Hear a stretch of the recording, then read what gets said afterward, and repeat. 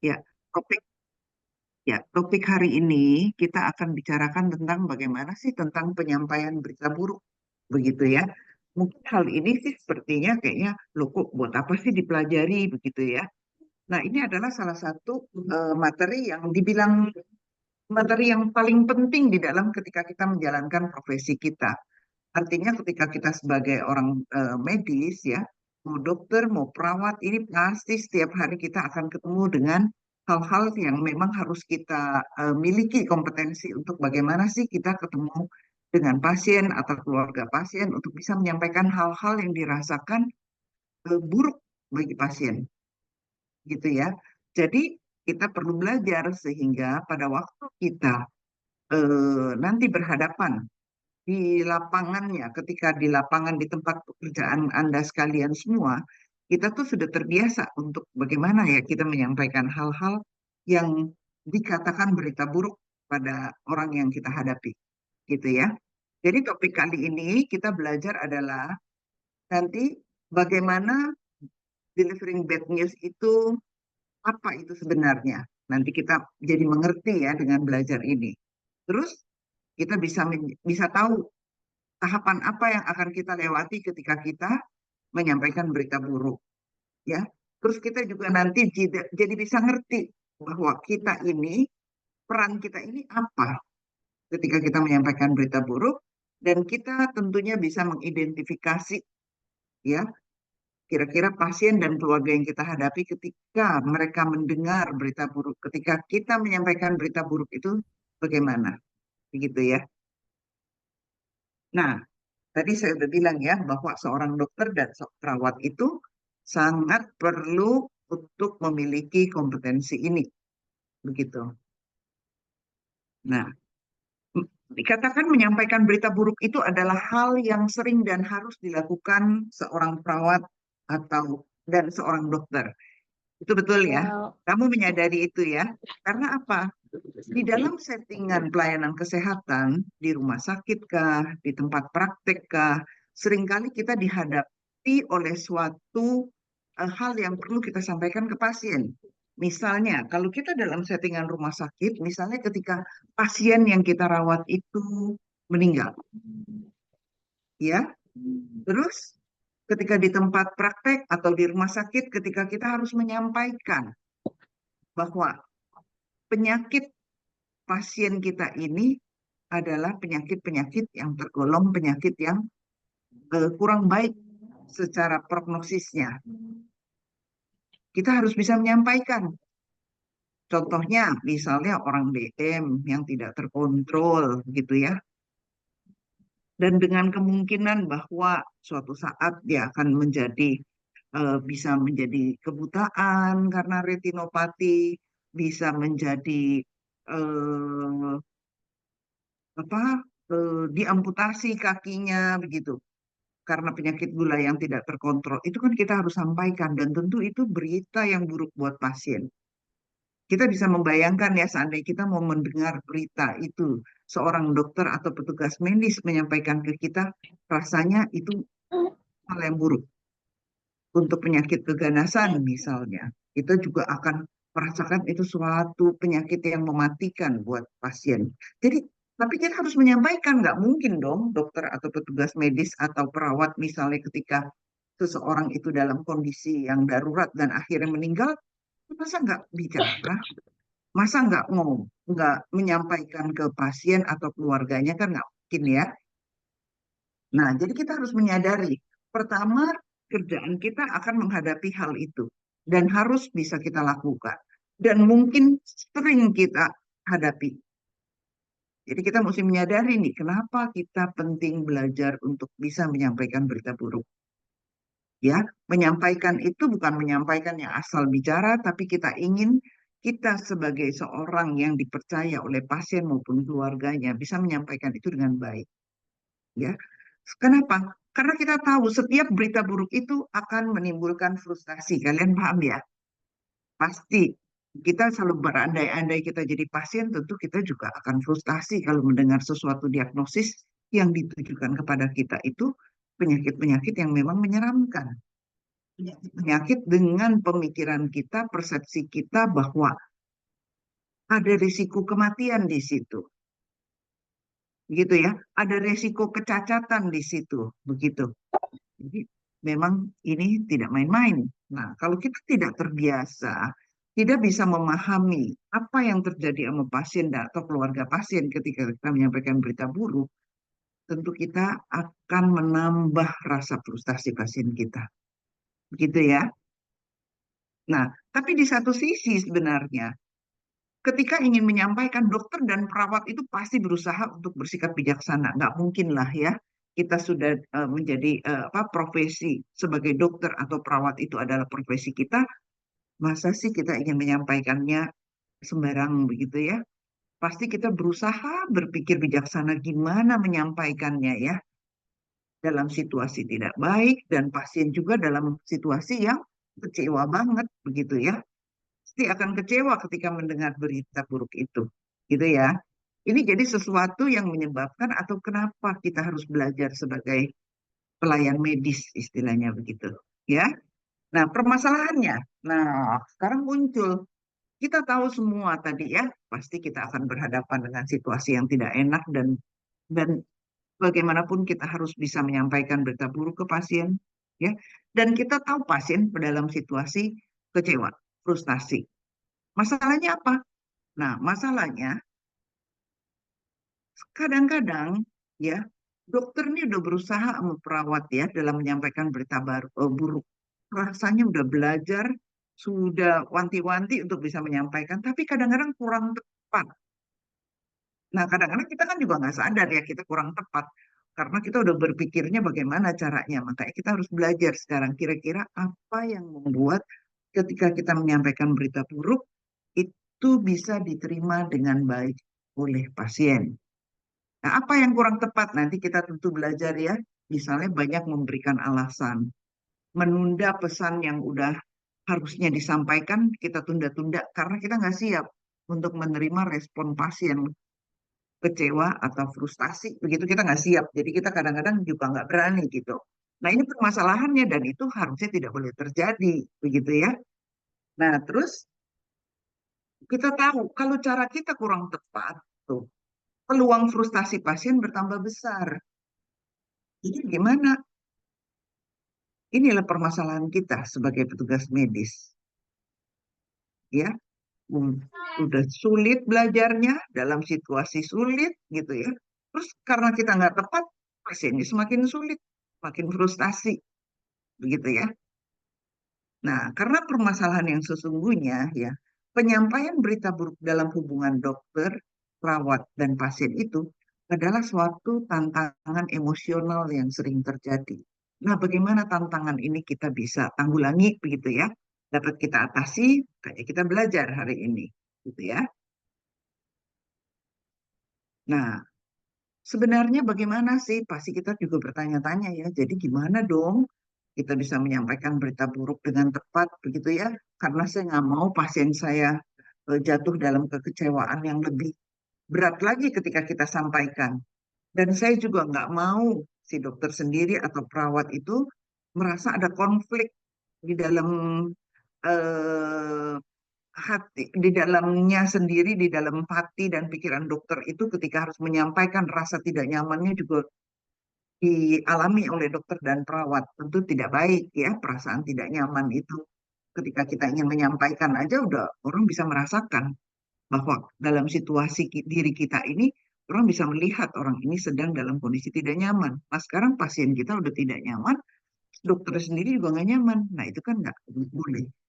Karena kita sebagai seorang dokter atau perawat, kita harus bagaimana membuat suatu suasana dan sikap kita itu nyaman dalam mengantisipasi berita buruk, dalam mengantisipasi bagaimana kondisi pasien kita. Jadi kita harus siap, begitu ya. Nah, bagaimana? Jadi seorang dokter dan perawat itu harus punya kompetensi keterampilan komunikasi yang baik.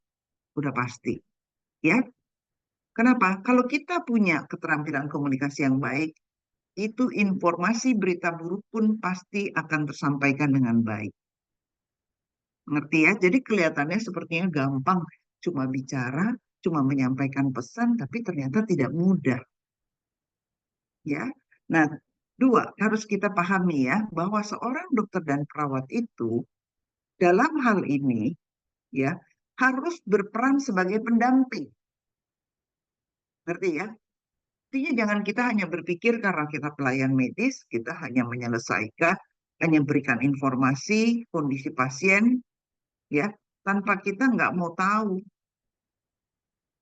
ya bahwa pasien atau keluarganya itu sedang menghadapi situasi yang sulit, ya. Tapi justru kita harus mendampingi pasien dan keluarga pasien dalam kondisi yang tidak baik-baik saja ini, ya, untuk keluarga juga bisa memahami dan menghadapi situasi itu. Itu harapan kita. Makanya jangan hanya berperan berpikiran bahwa kita sebagai seorang tenaga medis, ya udah obati pasiennya, kita nggak pikirin masalah yang lain.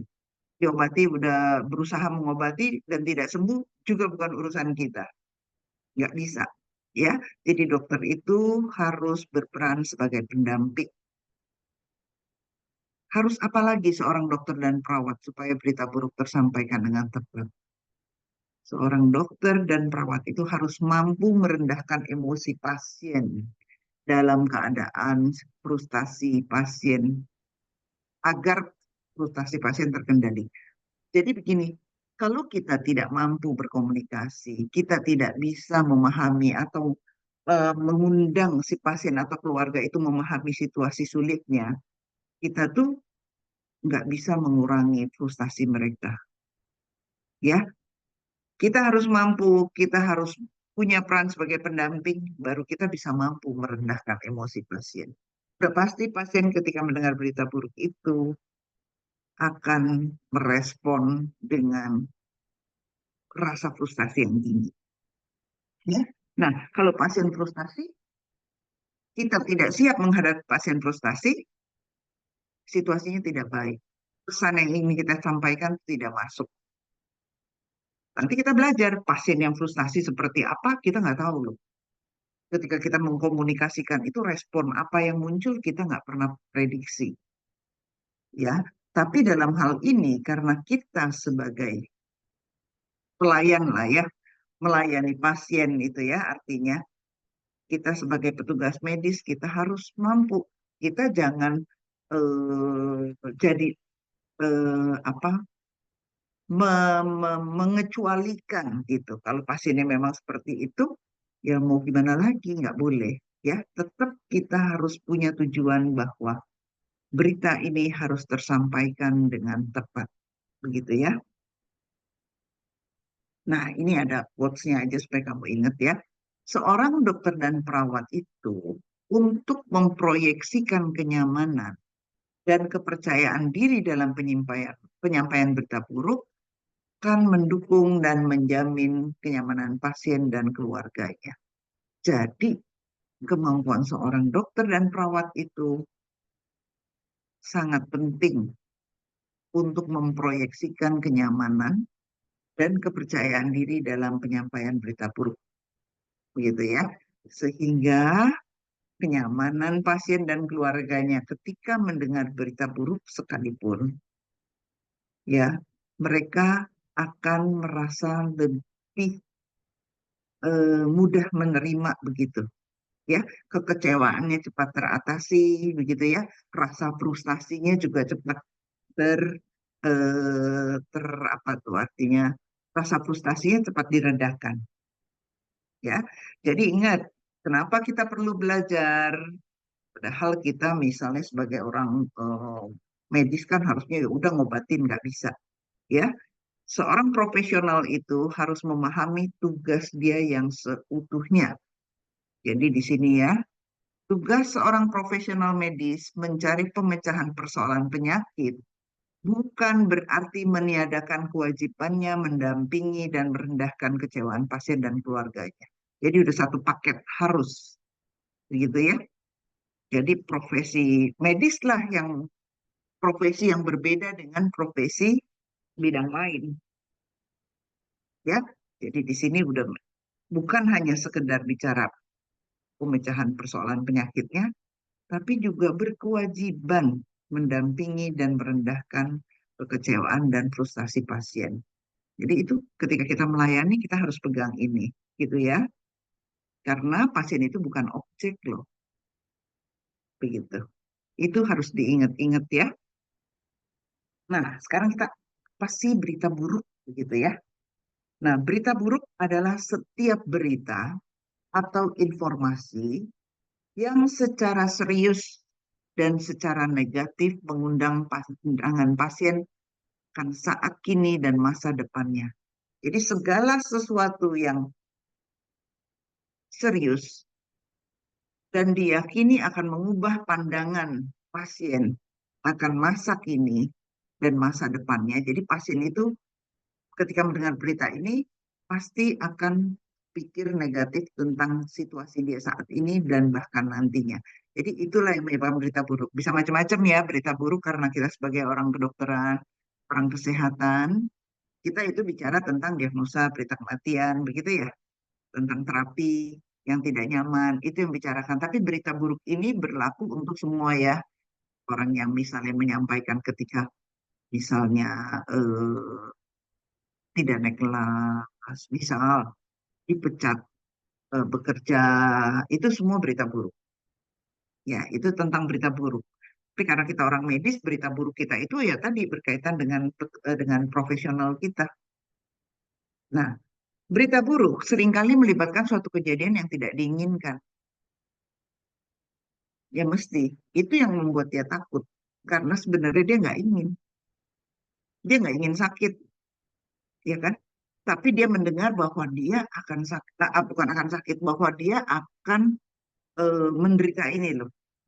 Dia tahu suatu saat kalau penyakit cancer ini bisa menjadi stadium berapa nih, saya sebentar lagi meninggal. Itu kan dia nggak inginkan. Ya begitu juga. Ini contoh kita dalam settingan medis aja ya, supaya lebih langsung karena banyak lagi kejadian yang lain juga banyak. Nah, terus setiap berita buruk itu memiliki konsekuensi merugikan dan berdampak bagi individu, yaitu pasiennya, atau kelompok tertentu, yaitu keluarganya. Jadi berita buruk itu tidak enak ya kalau kita baca tiga ini aja, rasanya juga, aduh kok, namanya juga berita buruk ya. Jadi kita harus pahami itu. Nah, sekarang bagaimana jadinya berita buruk itu kita perlu pahami dengan baik sehingga penyampaiannya juga baik. Ada beberapa prinsip. Satu, itu persiapan. Persiapan dalam arti begini, si dokternya nih harus melakukan suatu persiapan bersikap siap ketika menghadapi pasien. Bagaimana kita bersikap siap? Pertama, berarti kita harus memahami loh sepenuhnya kondisi pasien. Ya, kondisi pasien yang hendak kita sampaikan itu kita mesti mengerti kondisi dia saat ini itu seperti apa. Ini udah dalam kondisi berita buruk nih ya. Kita harus pahami. Terus kalau kita ingin menyampaikan kepada pasien, ya, Ya, yes, yes, yes, yes, yes. mohon maaf di mute ya, memilih waktu dan tempat yang tepat dan sediakan waktu yang cukup. Sediakan waktu yang cukup dalam arti bukan sediakan waktu 10-15 menit tidak. Sediakan waktu yang cukup artinya memang kita secara totalitas akan menghadapi pasien ini, gitu loh. Ya, jadi nggak terikat dengan waktunya, tapi saat ini, waktu ini pokoknya untuk pasien itu, begitu. Maksudnya begitu, ya. Nah, terus pada waktu penyampaian itu kita ada metode speakers di sini. Jadi kamu nanti tolong bisa baca banyak sekali tentang metode speakers ini ya. Artinya yang bisa kamu cari, bisa kamu tambah-tambah lah artinya pemahaman kamu. Sama setting. Jadi itu ya, kita mesti perhatikan ketika kita ingin bicara, suasananya itu memang tepat. Tidak di tempat ramai, tidak sedang banyak orang, begitu ya. Dengan harapan privasi pasien ini ketika kita bicara dia juga merasa aman karena terjaga dia punya privasi. ya. Dan setting ini nih, artinya ketika kita bicara, ya, dokter dan pasien harus diyakini dalam satu frekuensi yang sama, maksudnya gitu loh, kondisinya. Jadi fokus percakapannya. Artinya pasiennya tidak sedang lagi ada, misalnya ada tamunya gitu loh. Nggak bisa fokus. Dokternya juga maksudnya eh, ada sedang misalnya ada dokter lainnya. Jadi pokoknya harus dalam situasi yang fokus pada percakapan dokter dan pasien ini berdua. Begitu ya. Terus perception ya. Artinya memiliki pemahaman yang sama tentang kondisi dan situasi agar harapan dan kekhawatiran pasien atau keluarga pasien terjaga. Nah, jadi bagaimana kita mengerti pemahaman pasien untuk situasi dan kondisi serta harapan dirinya dia sendiri. Artinya dokter harus melakukan suatu komunikasi. Dokter harus bisa melakukan penggalian informasi, tapi dengan cara yang tepat ya, karena ini kita ingin membicarakan tentang berita buruk. Paham ya? Jadi bukan hal-hal yang sifatnya, oh bagaimana Bapak atau bagaimana. Nanti kita memahami setelah kita membaca semua, oh maksudnya itu. Jadi hanya kita tuh bagaimana berbicara. Kita memberikan eh, pasien itu dengan komunikasi kita sehingga pasien itu juga merasa kondisi dirinya sendiri gitu loh. Tapi dia tidak kaget. Artinya dia bisa pelan-pelan mencerna bahwa dia dalam kondisi yang tidak baik-baik saja begitu. Ya adalah dengan cara kita berkomunikasi dan menggali informasi dari pasien tersebut. Nah, terus invitation. Ini menanyakan kepada pasien seberapa banyak setelah kita melakukan tanya jawab tentang kondisi dia. Itu kita tahu seberapa paham dia tentang kondisinya. Terus kita juga tanyakan, masih ada lagi nggak artinya yang dia belum pahami untuk dia bisa tanyakan ke kita. Sehingga pemahaman dia tentang diri dia sendiri itu utuh gitu loh.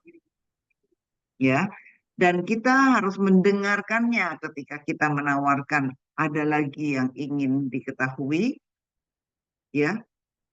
Nah, kita itu harus full, jangan kita mengalihkan perhatian kita. Benar-benar kita harus mendengar. Benar-benar kita harus memberi waktu ketika dia bertanya, gitu ya. Nah, berikut knowledge. Nah, ketika sampai pada waktu kita ingin membicarakan tentang kondisinya, itu kita harus berikan informasi yang jelas, jujur, dan bertahap. Bertahap itu artinya dengan memahami kondisi pasiennya ya, artinya tidak langsung langsung ketika kita ngomong, pokoknya kita ngomong aja. Oh ya begini, penyakit Anda tuh begini, begini, begini, begini, tanpa bertahap, tanpa melihat lawan bicara pasiennya, gitu.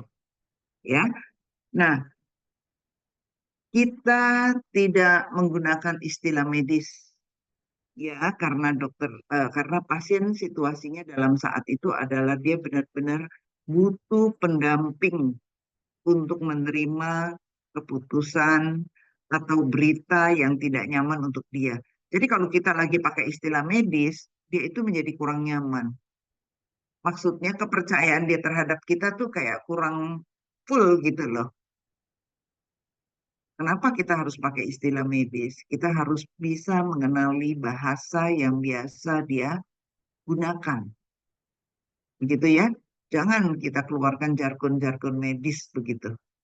Ketika kita bicara tentang hal-hal eh, berita buruk dengan pasien, sekalipun berita buruk ya. Jadi jangan bilang hal-hal misalnya, wah, dalam kondisi shock misalnya, dalam kondisi infeksi berat, sepsis, itu nggak bisa kita ngomong begitu ya. Jadi kita harus gunakan istilah-istilah yang memang kita pahami, begitu ya.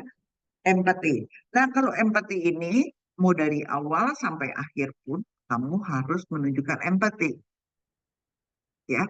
Ketika menunjukkan empati itu, ya, kita bisa lihat ya bagaimana kita merespon perasaan pasien. Pasien itu bisa merasakan lega kalau setelah dia bicara. Tapi kita harus merespon. Merespon itu bukan artinya dia ngomong kita respon. Dia apa kita langsung oh nggak apa-apa enggak. Respon itu dengan bahasa tubuh kita, dengan pandangan kita, dengan tatapan kita, begitu ya. Dia tahu bahwa kita mendengar nih sebagai dokter ketika dia apa eh, menyampaikan ekspresinya, emosinya, gitu ya. Nah, terus strategi dan summary. Nah, setelah dia bisa terima semua itu, pelan-pelan kita diskusikan langkah-langkah dia ke depan. Bagaimana ya, apa yang terbaik untuk dia lakukan kalau memang berita buruk ini tentang penyakit ya, ya kita contohnya pokoknya di kesehatan ya. Bagaimana ada pilihan pengobatan yang dilakukan, bagaimana panduan dalam melakukan pengobatan, tentu dia akan senang, dia akan merasa nyaman, gitu ya. Nah, terus tadi kan satu persiapan, dua gunakan metode speakers, tiga komunikasi empati itu terjaga. Jadi kontak mata, bahasa tubuh ya, kita harus mendengarkan dengan sabar, berikan ruang pasien dan keluarga bereaksi. Jadi pada waktu si keluarga ini marah, sedih, nangis, kita jangan jangan nangis Bu, ya, jangan biarkan gitu ya. Kalau dia bingung kok begini begitu, jadi banyak pertanyaan, kita tetap harus mendengarkan begitu ya. Mungkin juga dia marah loh, marah gitu ya. Rasa marahnya itu ditumpahkan ke dokter atau ke perawat. Tetap kita nggak boleh merespon kemarahannya. Jadi cukup kita mendengarkan dengan sabar, ya. Terus kita harus memberikan dukungan informasi medis. Kalau misalnya dia rasa dia kurang nyaman begitu, kita bisa artinya menawarkan, artinya, oh ya mungkin ibu nanti mungkin kalau misalnya perawat yang menerima pasien misalnya marah begitu ya, tidak mendapat, bisa baik nanti saya akan sampaikan ke dokter yang menangani ibu atau bagaimana begitu ya. Terus kita harus yakinkan pasien, yakinkan benar Bu, pokoknya saya nggak bukan begitu ya. Itu semua nih yang bisa dirasakan ya. Yakinkan pasien bahwa dia tidak sendirian dalam situasi sulit ini. Karena ada kita, itu fungsi pendamping ya sebagai seorang dokter atau tenaga medis itu. Bagaimana kita bisa meyakinkan pasien kita bahwa dia tidak sendirian. Ya, kita harus terus menjaga respon yang diberikan. Ya, itu tidak menjadi bumerang buat kita. Jangan-jangan kita jadi begitu melihat dia berespon, kita langsung rasanya ingin marah, malah terbalik. Dokternya yang ingin marah atau perawatnya. Nggak boleh ya. Kita harus hargai respon dia saat itu. Misalnya dia menangis, dia melotot kayak misalnya begitu. Kita tetap harus hargai. Ini dalam situasi berita buruk disampaikan. Gitu ya. Nah, terus menghadapi reaksi emosional yang penting nih pada waktu kita menyampaikan berita buruk. Ya,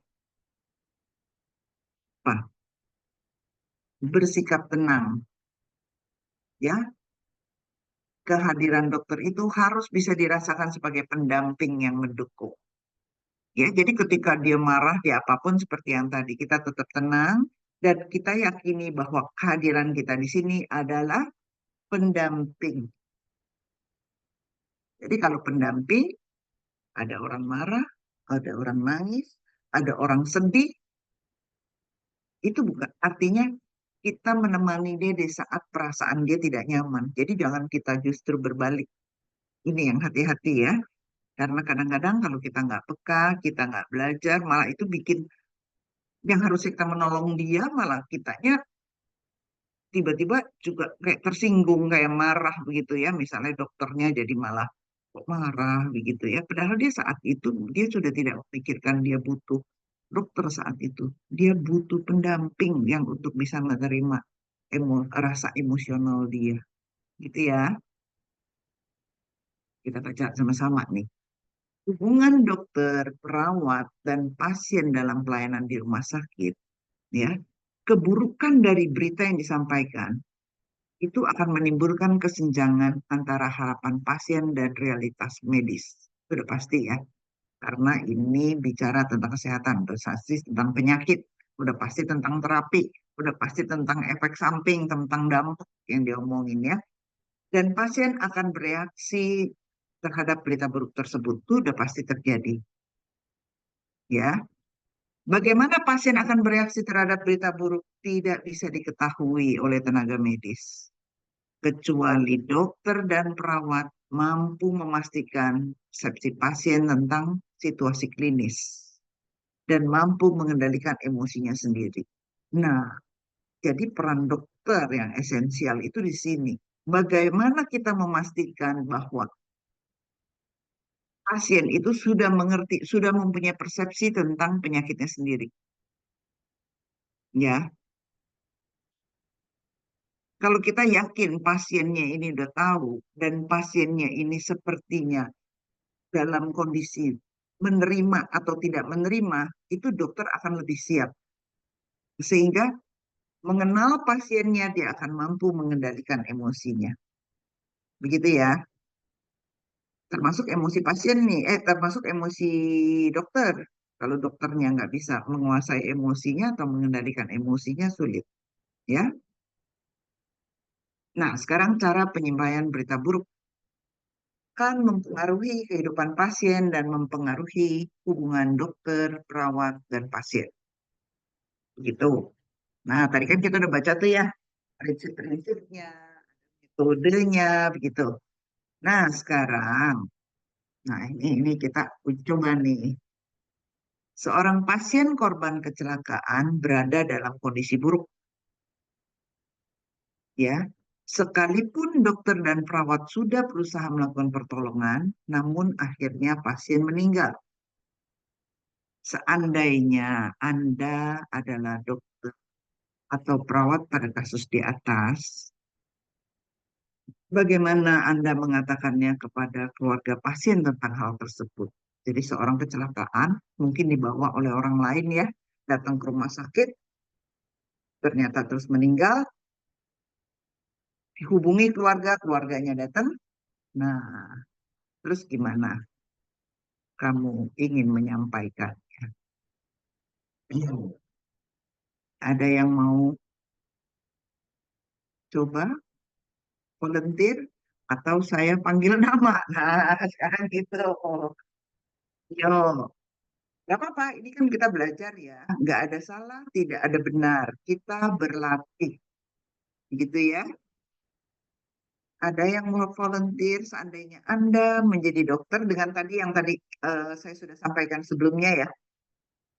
Sudah saya sampaikan sebelumnya bagaimana, harus bagaimana. Coba kira-kira siapa yang mau mencoba? Ada? Supaya adil, nanti saya panggil satu-satu, satu dari mahasiswa PON, satu dari mahasiswa FK ya. Atau sudah ada yang memang mau volunteer?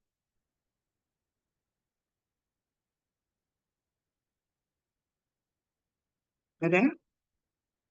Yuk, siapa? Siapa nih? Renat. Renat Julian. Silakan Renat. Dari FK ya Renat ya? Betul, dok. Ah, Benar, dok. Dari FK. iya, silakan. Suaranya agak lebih keras Renat.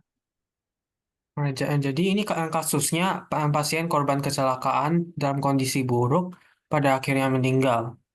Seandainya Anda adalah dokter pada kasus di atas, mengatakannya pada keluarga pasien.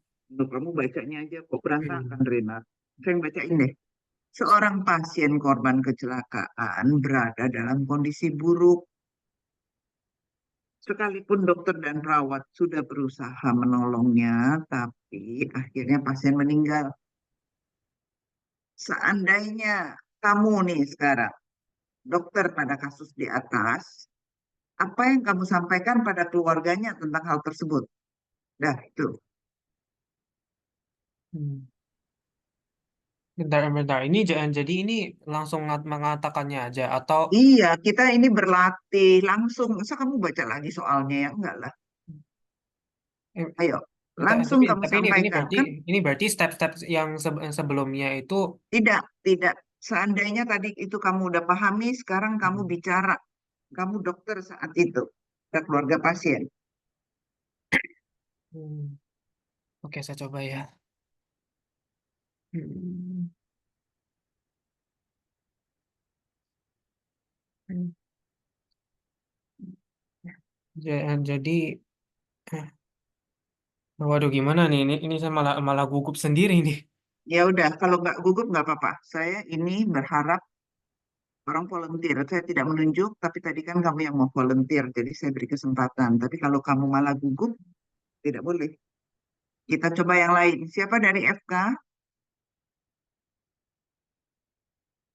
Ada. Saya berikan kesempatan pada mahasiswa. Kon, silakan.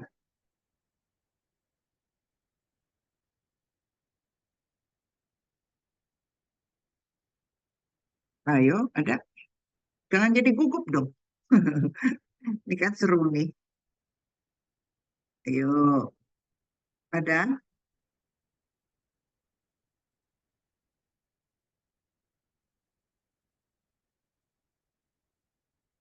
Saya panggil aja ya. Bu Ayu, saya panggil aja ya. Boleh dokter. Ya,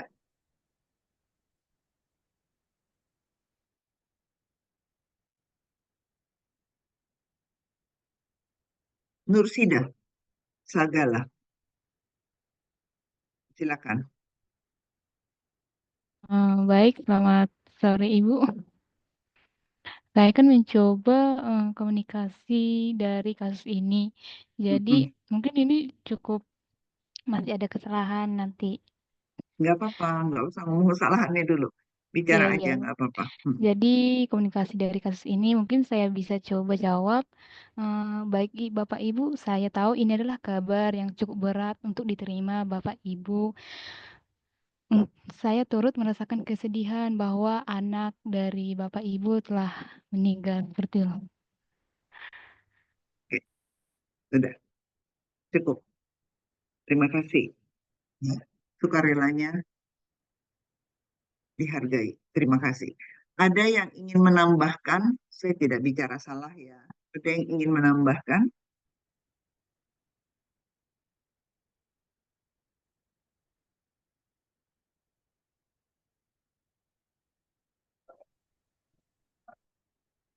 Ada yang ingin menambahkan?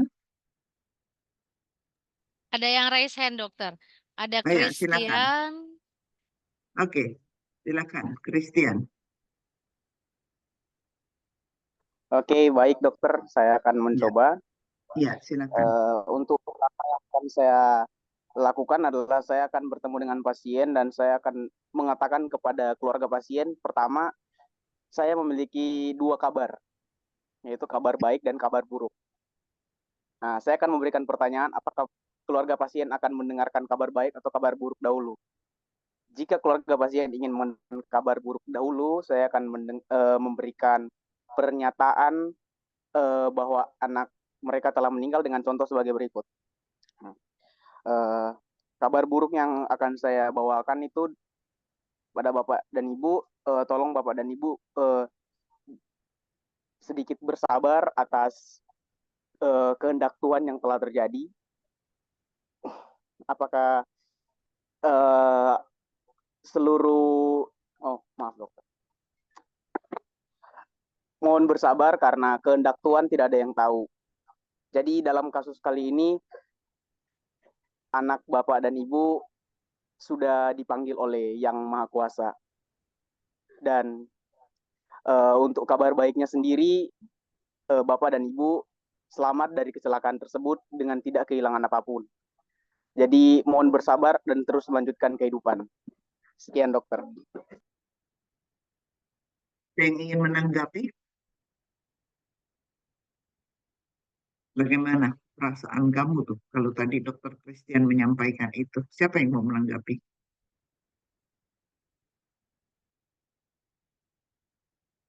Yuk, bebas kok kita belajar bareng-bareng ya, belajar sama-sama. Ada yang ingin menanggapi? Oke, Permisi dok, silakan. aku mau jawab. Siapa? Eh, saya mau jawab dok. Silakan. Kamu dari Oh, siapa? Coba perkenalkan. saya perkenalkan saya Anes Sanders dari Fakultas Kedokteran. Oke, silakan. Tanggapan saya kepada jawaban tadi mungkin nanti orang tuanya malah kesal karena eh, terutama kan dikasihnya berita baik kan. Mm-mm. Menurutku mereka tidak terlalu peduli terhadap berita baik itu, Mm. tapi mereka lebih peduli Mm. pada keadaan anaknya gimana kayak gitu. Iya, jadi harus gimana nih Sander? Yuk, langsung Eh, seandainya kita dokter dan kita bicara ya ke pasien ya, supaya settingannya pas nih. Gimana nih Sander? eh, menurutku lebih baik kayak memberitahunya secara langsung sehingga kayak Ya mereka udah tidak coba. kesal menunggu. Ya udah Oke, coba, coba. Ini nggak oke, teori ya. oke. Sebaiknya dia harusnya memberikan secara enggak. Coba, Hmm, kamu harus oke. keluar dari kata-kata, dari kalimat-kalimat dari mulut kamu sendiri. Seandainya di depan kamu itu ada keluarga pasien, Eh, silakan. mak, oke. Maaf Pak, Bu, nyawa anak Bapak atau Ibu tidak bisa tolong lagi. Kami sudah berusaha sebisanya dan kami turut bersimpati atas kehilangan anak Bapak. Ya, cukup. Makasih. Masih ada satu komentar lagi yang ingin menyempurnakan atau seperti bagaimana? Ada? Siapa tuh? Angkat tangan. Debbie, ayo. Debbie, silakan. Baik, Dibuka Ibu. kameranya. Saya mau lihat juga wajahnya Debbie. Sebentar, Ibu, sebentar. Aduh, duh, melek. Ya, silakan Debbie. Baik, Ibu. Kalau saya sebagai dokter ingin menyampaikan kondisi pasien yang telah dilakukan seperti yang Ibu bilang kasus tadi, Bu. Saya akan berkata seperti ini, Bu. Permisi kepada keluarga pasien, saya ingin berbicara dengan Anda tentang kondisi pasien. Kami telah melakukan segala yang kami bisa untuk menyelamatkan pasien, dan tim medis kami juga sudah berusaha keras untuk membantu pasien, tetapi sayangnya kondisi pasien sangat kritis, Ibu. Nah, jadi saya sangat menyesal untuk memberitahu bahwa meskipun semua usaha telah saya lakukan dan tim-tim rekan saya telah lakukan, tapi saya tidak bisa membantu, kami tidak bisa menyelamatkan pasien. Saya tahu bahwa berita ini sangat sulit dan sangat buruk untuk diterima oleh keluarga, tapi saya harap kami di sini bisa mendukung keluarga dan semua anggota keluarga anggota keluarga yang ada. Baik, Bu, itu aja. Terima kasih. Oke, sudah bisa memahami ya kurang lebih ya masing-masing ya. Tapi mungkin kalau saya ingin berkomentar, eh, tidak diselesaikan semua begitu ya Debbie. Dia cukup menyampaikan kondisi yang saat ini aja bahwa memang nggak bisa tertolong dan pasien meninggal. Jadi nggak belum waktunya untuk menambah hal-hal yang lain. Karena tuh pasien tuh udah langsung marah, marah lagi, udah langsung frustasi ya, kecewa ya, udah bisa langsung menangis, merontak-rontak begitu loh, ya. Jadi ada temponya. Oke, jadi saya melihat Nesander sudah mulai memahami, Debbie juga sudah mulai memahami. Mengerti ya? Jadi kita berlatih itu tidak bicara soal teori. Jadi pertama saya akan begini, enggak, langsung. Bagaimana kita berlatih. Itu ya. Kita lihat berikutnya. Nah, maka kita perlu juga memahami tahapan dalam penyampaian berita buruk. Ya, di sini dikatakan, seringkali pasien sudah punya dugaan tentang keadaan atau kejadian buruk dirinya, namun belum pasti. Kita ingat ya. Jadi ketika dokter panggil ya, dirasakan bahwa dokter agak hati-hati menjaga privasinya kan. Ibu, saya ada waktu mau bicara dengan ibu atau bagaimana. Nih kondisi pasien ini dia udah punya dugaan nih ya. Sekalipun belum pasti. Tapi yang namanya dalam settingan dia sebagai pasien, kalau dokter bicara itu tentu dia udah punya merasakan kenapa nih tentang diri dia. Ya, walaupun belum pasti loh, bisa aja dokter yang nanti bicara bisa diobatin atau bagaimana begitu ya. Tapi kan kondisinya situasi pasien saat itu adalah begitu. Kebanyakan sudah punya dugaan tentang keadaan atau kejadian tentang dirinya ya. Tahapan pertama itu. Nah, terus pada tahap ini, nah ya, berita buruk sebaiknya disampaikan pada awal percakapan. Tapi bukan artinya, anak ibu meninggal gitu. Ibu kena kanker payudara, enggak begitu. Tapi maksudnya kalimat pertama ketika kita dengan rasa empati itu kita tunjukkan bahwa kita ingin dia rasakan bahwa hal ini juga dokter ini sudah memahami bahwa kondisi pasiennya ini pasti tidak nyaman, ya.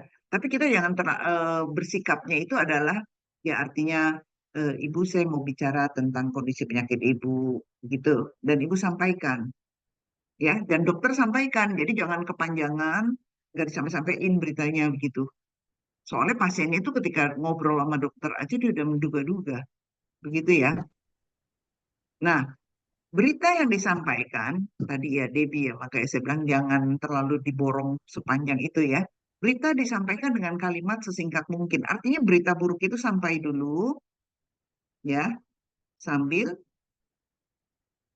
kita tetap menunjukkan sikap ya bahwa ini saya sedang mau mendengar loh yang ibu apa yang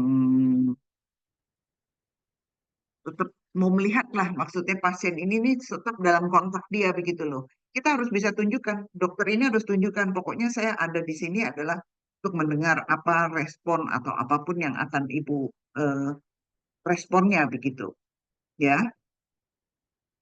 Terus nada suara harus menunjukkan bahwa dokter ikut menghayati apa yang dirasakan pasien. Jadi kita bicara itu kita belajar untuk bagaimana ya bertata secara irama, secara nada, kata-kata, bahasa itu harus komplit ketika kita bicara. Kan kita udah belajar sebelumnya ya, bagaimana kita berkomunikasi secara efektif. Ya, itu harus dilatih memang begitu. Terus contoh. Nah, silakan ini contoh. Jadi kalian boleh membaca, tapi kita bicara pada tahap awal contoh yang bahwa kalimat berita buruk itu disampaikan langsung di awal kalimat bahwa dokternya memahami situasi pasiennya begitu ya dan menjaga rasa empatinya kira-kira seperti ini. Nah, cuma nada dan saya ingin bagaimana kalian itu bisa memahami contoh yang kira-kira memenuhi yang tadi nih, hal awal kita bicara itu yang tadi yang kita bilang kalimatnya harus jelas ya, berita buruk langsung disampaikan di awal begitu. Silakan. Nah, ini siapa?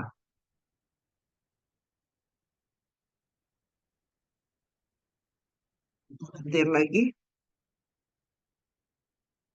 Samuel Adirangga, silakan.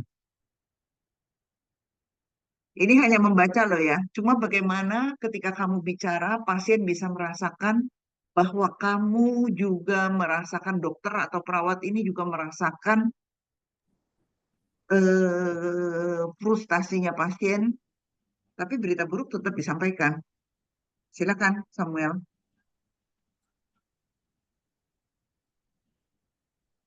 Samuel Adirangga dari PON ya? Ya, silakan. Iya, dari PON, dokter. Ya, silakan Samuel. Oke, jadi pada awalnya saya akan memberitahu bahwa kondisi ibu akan memburuk ke depannya, tapi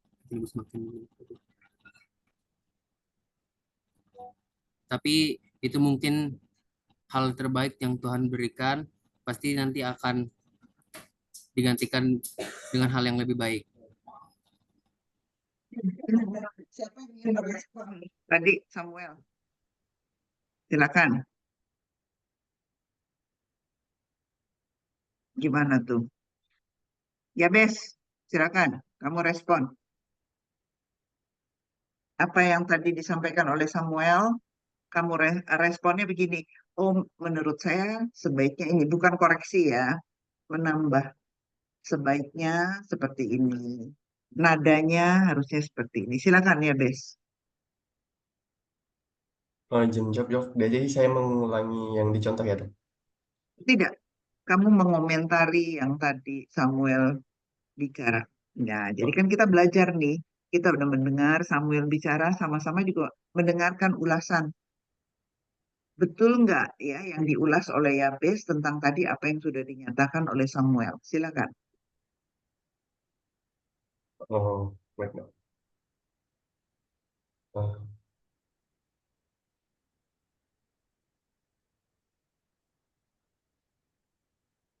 iya. Respon saya gimana jelasinnya? Apa? Suara kamu nggak jelas. Gimana? Ya, Dok. Ya, apa? Apa ya, Bes?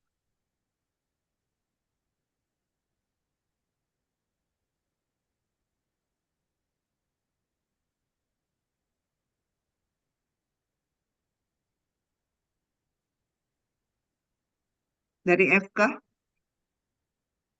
Tadi juga dari FK. Safar mana Safar? Ada Safar?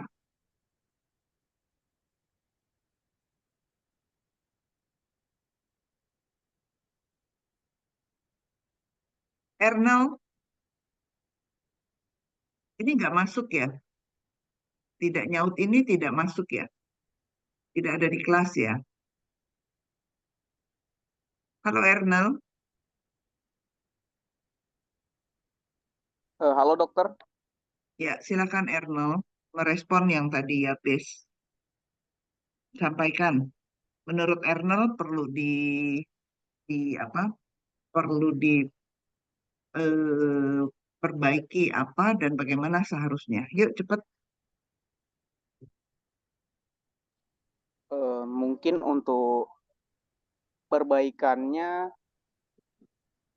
bisa dilihat lagi kembali apakah keadaan ini memungkinkan untuk dokter dengan pasien untuk melakukan percakapannya. Contoh dokter, seumpama kalau dia dengan dokter itu berada dalam keadaan yang tidak Enggak ada. memungkinkan. Ini, sorry. Saya tuh mau langsung kamu merespon yang tadi ya, Bes. Menurut kamu kurang jelas bahasanya, iramanya kurang apa, atau bagaimana? Ini kan kita udah belajar nih. Langsung aja kamu ngomong, jadi komentarnya nggak begitu. Oh ya, saya tadi merasa ketika ya habis bicara itu sepertinya nadanya kurang halus. Jadi saya tahu kamu ini memahami nggak, denger nggak kuliah ini gitu loh. Jadi nggak memoles segala sesuatunya, cuma komentar aja. Ada nggak komentar untuk Yabes? Dari font mungkin? Kalau yang ingin bervolunteer, ingin bicara, silakan aja karena saya nggak bisa lihat semuanya nih, raise hand saya nggak bisa lihat. Silakan Saya aja. Bu, Ya, siapa? saya Bu, Reddy Monel Bu. Silakan.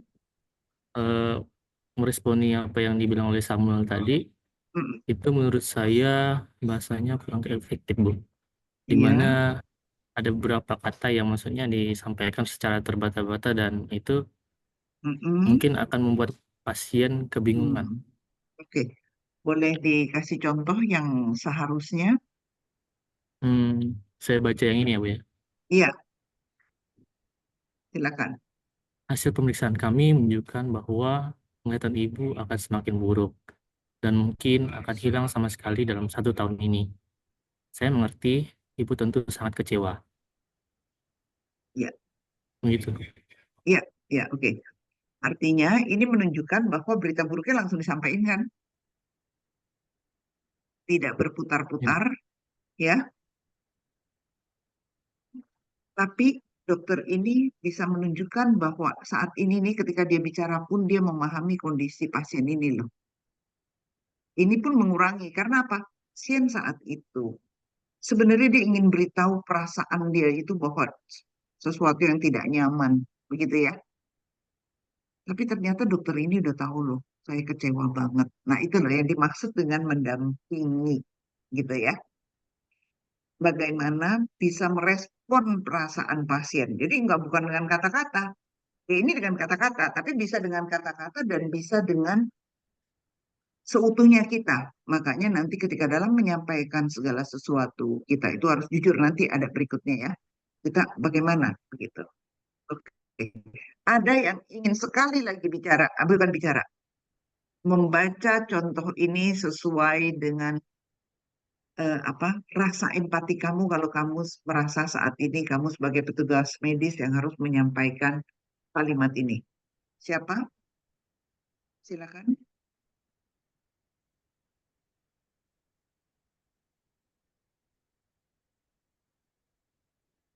Jadi kalau nggak ada yang mau, jadi saya harus menunjuk ini.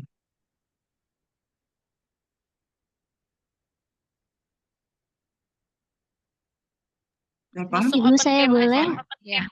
Boleh, langsung sebut nama, silakan. Oke, baik Ibu. Perkenalkan saya Citra Britania Bengung, saya dari PON. Ya, silakan. Ya, Baik. Citra. Baik, hasil pemeriksaan kami menunjukkan bahwa penglihatan Ibu akan semakin memburuk dan mungkin akan hilang sama sekali dalam waktu 1 tahun ini. Saya mengerti, Ibu tentu sangat kecewa. Ya, Terima kasih, Bu. ya, Citra. Bagus, Citra. Karena memang ini situasinya begini, tapi saya memahami Citra itu sudah mengerti ya. Tapi dalam situasi tertentu mungkin dengan mimik, dengan gerakan tubuh, bahasa tubuh mungkin akan dirasakan bahwa kehadiran Citra sebagai petugas medis saat itu bisa dirasakan cukup memberi rasa nyaman ya, sekalipun berita buruk itu disampaikan. Mengerti ya? Rasa nyaman itu dengan berita buruk nggak bisa jadi berita buruk itu menjadi berita bagus. Mengerti? Tapi ketika seseorang menyampaikannya dengan baik, ya, berita buruk itu tersampaikan, perasaan kecewa orang ini berkurang. Kekhawatiran orang ini berkurang. Begitu ya? Bisa dipahami ya maksudnya ya? Memang cuma cerita tentang bicara doang tentang menyampaikan informasi kok ribet banget begitu ya? Enggak ya? Harus terlatih, gitu ya. Nah, ada tahap berikutnya. Tahap memperendah tingkat frustasi. Jadi bagaimana menurunkan tingkat frustasi ya? Setelah berita buruk itu disampaikan, nah tadi udah kita sampaikan ya, dokter tetap harus berusaha menurunkan tingkat frustasi pasien dengan cara mengucapkan kata-kata simpati, memberikan informasi bahwa ada hal-hal yang tidak usah terlalu kecewa. Yang tidak usah ya, jadi bukan menyenangkan ya. Bukan berita buruk dan berita indah ya. Tadi siapa kasih contoh tuh? Berita buruk. Ketika berita buruk disampaikan, sudah pasti tidak bisa diiringi dengan berita yang menyenangkan. Yang menyenangkan itu kalau perasaan pasien kita bisa terima, emosi pasiennya bisa kita rendahkan. Gitu ya. Nah, ini menjadi penting. Kami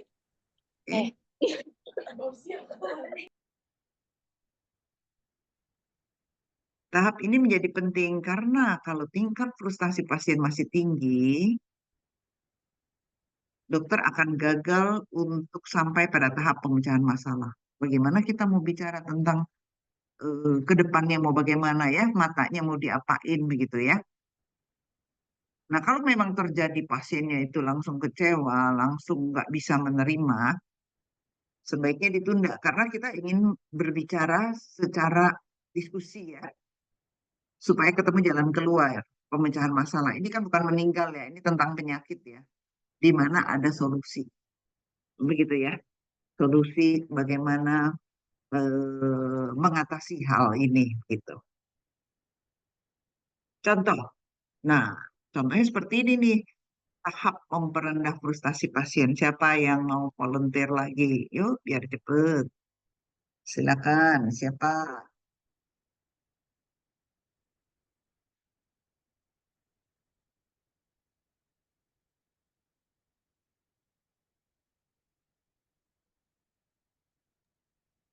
Oke, baik. Saya Rena Julian Suprajino dari FK, izin untuk mencoba. Silakan. Ibu, kami sudah mengusahakan segala cara. Namun, mata kanan ibu tidak membaik dengan pengobatan yang sudah dilakukan. Mata kanan ibu tidak dapat pulih. Namun, mata kiri masih mampu membantu penglihatan ibu. Terima kasih. Ada lagi dari pun bisa dipahami ya, bahwa masalah berita buruknya disampaikan kan, tetap kan? Pasien ini merasa ya, bahwa saya ini udah dibantu banget nih. Ya kan? Dokter itu menyampaikan dengan segala cara kami sudah mengusahakan, namun mata kanan ibu tidak membaik. Disampaikan kan? Bukan dibilang, oh enggak apa-apa, mata ibu nanti bisa baik kok. Enggak. Dia tetap sampaikan. Dan dia kasih kenyataannya bahwa tidak bisa diobati lagi. Ya. Nah, ini berita yang artinya ada hal baik yang bisa disampaikan. Apa maksudnya? Ada sesuatu yang tidak membuat dia terlalu kecewa. Yaitu menyampaikan bahwa mata kirinya masih bisa bantu kok melihat. Sama kecewa ya, orang yang kanan nggak bisa. Sekarang cuma yang kiri. Tapi ketika dia sampaikan itu loh, daripada dua-duanya. Kasarnya begitu ya. Artinya secara bahasanya ini bahasa gaulnya daripada dua-duanya gitu. Tapi kan kita nggak nyampein begitu kan, kita nggak bilang ke pasien masih untung bu cuma yang kanan, kan nggak gitu ya, karena ini adalah pasien di mana harus dijaga perasaannya, harus direndahkan kecewa dan frustasinya begitu ya. Ada yang ingin coba sekali lagi untuk melantunkan ya, melantunkan percakapan dengan contoh ini. Silakan. Carolina Mahemba.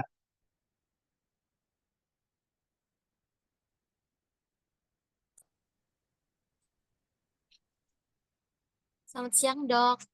Ya, Saya silakan Carolina. Priscilia. Krisilia. Oke, silakan. Dok. Ibu, kami sudah mengusahakan segala cara.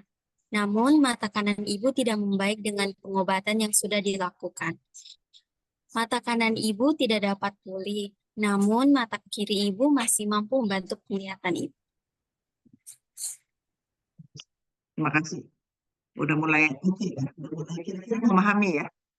Ini yang saya harapkan ya, bahwa sepertinya kan kita hanya bicara soal bicara nih, soal komunikasi. Tapi saya ingin kamu bisa memahami yang dimaksud dengan bagaimana situasi tidak nyaman, situasi berita buruk itu bisa tersampaikan, tapi tidak membuat kondisi frustasi pasien semakin dalam. Begitu ya. Oke, nanti bisa berlatih dengan banyak hal. Ini saya kasih contoh supaya kamu bisa paham. Tapi saya senang kamu sudah mulai bisa menyerap lahan-lahan. Ya, oke. Nah, sekarang tahap pemecahan persoalan. Ya, dokter memberikan nasihat-nasihat berupa pilihan yang dapat ditempuh oleh pasien dalam mengatasi persoalan yang dihadapinya sebagai akibat dari keadaan yang tidak diharapkan. Contoh, siapa dokter, siapa pasien, bagaimana? Ada dua orang yang ingin coba? Cuma baca loh, cuma baca. Cuma saya mau tahu bagaimana sih dari suara kamu, dari nada kamu. Saya bisa merasakan ada empati di situ. Arti ya?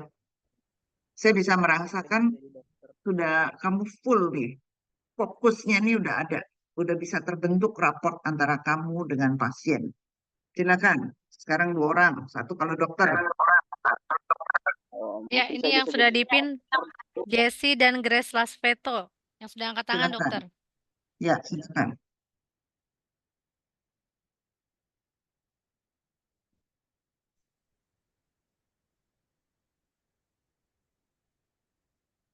Yuk. Oke, baik dok. Selamat siang. Saya di sini berperan sebagai pasien. Jadi Ya, sebagai pasien, suaranya dok, kurang keras ya. ya baik. Ya, silakan. Saya sebagai pasien ya dok. Oke. Ya, Dok, saya mau bertanya, bagaimana dengan pekerjaan saya kalau mata saya buta? Gitu, dok. ya. Siapa dokter?